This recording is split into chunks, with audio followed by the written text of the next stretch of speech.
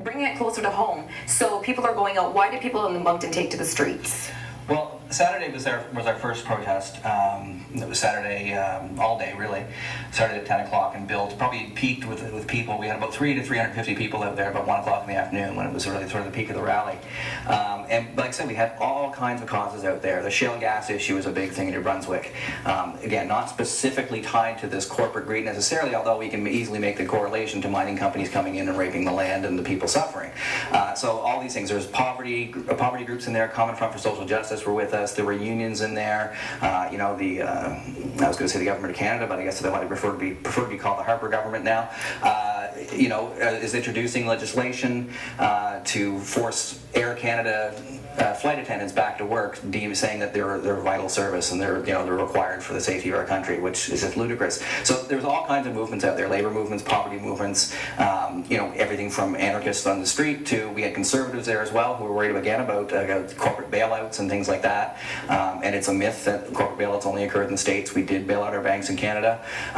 There's all kinds of topics that came together. So the protest went on all day. There was a lot of people getting up, and I think there's video on the screen here now of some of it. We had a lot of people getting up and just testifying about what's going on in their life, what's causing them pain, what did they think is wrong with society. So it was a great day, and we've got future events coming up as well. On Monday we had a march through Main Street with the Common Front for Social Justice. It was the Day to End Poverty worldwide, so we marched with them. We have another every Saturday at 11 a.m. We'll be having another protest at City Hall indefinitely. We're holding general assemblies on the model of Occupy Wall Street, and whereby we'll be seeking consensus of all the members. This is a leaderless, horizontal movement. There's no hierarchy within the movement, so that's why I say I'm a facilitator. I'm not an organizer. I'm not a leader of this group. I'm just one of many. So we are going to basically talk as a group and come to a consensus with what are the big issues that as Moncton we want to address, and what ideas we want to get out there. And we'll basically ratify sort of a manifesto or a list of demands, if you will, and then we'll go from there. We're also holding teach-ins and workshops, so we're trying to find subject matter experts on things like banking, for example, and we'll invite them in, and we'll have some of our members that want to learn about the banking system and how money's created in Canada and things like that, and we'll do those sessions ongoing as well. Because I think this is a topic that the average Canadian, which I consider myself to be an average Canadian, it doesn't really understand fully. Like how the money comes into our economy, how it's circulated, how it's created, where does it go, how is it used, and who again is controlling this 33%, as you said earlier, in Canada. Absolutely. And talking about the average Canadian, a lot of I guess the knee-jerk reaction we see to the Occupy movement, the number one complaint I hear is it's a bunch of dirty hippies out there. Well, I mean, do I look like a dirty hippie? I'm 43 years old. I'm far from being a hippie. And I've had the mortgage and I've got the kids and the dog and the house and all that stuff. So I'm an average Canadian. And the group that came out on Saturday, I was pleasantly surprised. I honestly was expecting a lot more youth. This is a youth-driven movement for sure, but a full 50% or more of the people that were there looked like me or older. Mm-hmm. There are a lot of middle-class people, middle-class families, young families, senior citizens. They were out with us. So this is not just a movement of a bunch of radical hippies. As far as how the monetary system works and that sort of thing, you're right. Nobody understands that, and that's the point. It's designed to be as arcane as possible. So again, only the elite can manage to make money off it. You've got when you've got hedge fund managers who are making $30-40 million in a year, that there's something wrong with that. It's because they understand the system and they know how to play it. They're making their money off of our money. They're supposedly right there. saving. Absolutely right. Hedge funds, in my opinion, should be illegal. Yeah. I can't run a game of poker in my house for money because gambling is illegal. But yet, hedge funds managers, their job is to gamble. And they gamble on your loss. It's not like they're buying stock and they gain. The money they make, the government gets their cut from that too, in the form of taxes. Now, the amount of tax... If they don't offshore it. If they don't offshore it. If I've got $10 million, you want to bet I'm offshoring it. So there you go, that's just it. The wealthy know how to hide their money. And that's the whole point in having wealth, is keep your wealth.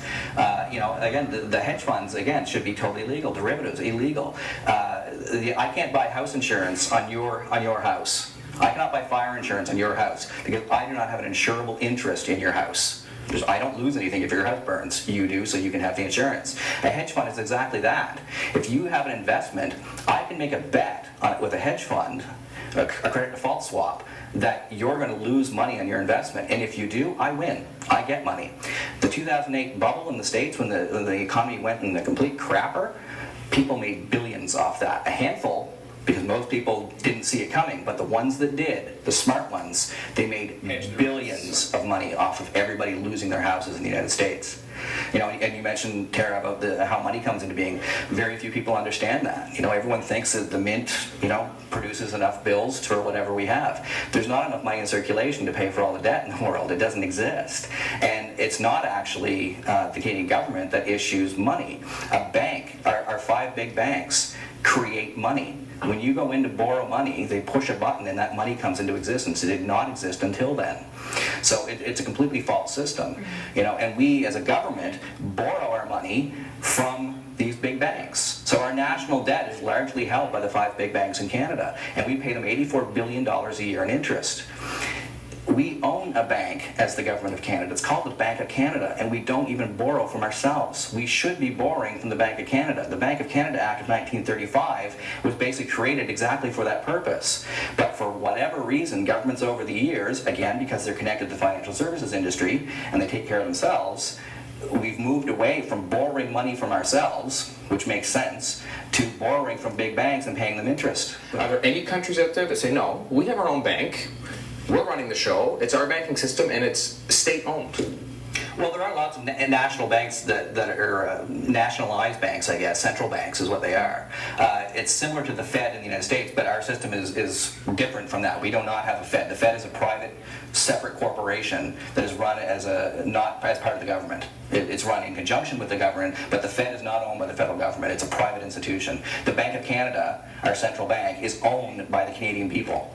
So we should be using that bank. It's even possible to have it at a local level. So, for example, I had recently heard that in North Dakota in the United States, that state has the Bank of North Dakota, and the state legislature does all of its banking through the Bank of North Dakota, and all of the interest goes right back into the coffers for the people of North Dakota. So it's possible to create themselves interest. Yeah, they have their competitive interest rates of other things, but they do they're banking with their own bank, and then any money that is accrued through all of the various sort of banking services that they provide goes right back into their own coffers without it being handed over, to these, private organizations. So it's possible to create alternatives even within a context of that where other people are pursuing different options.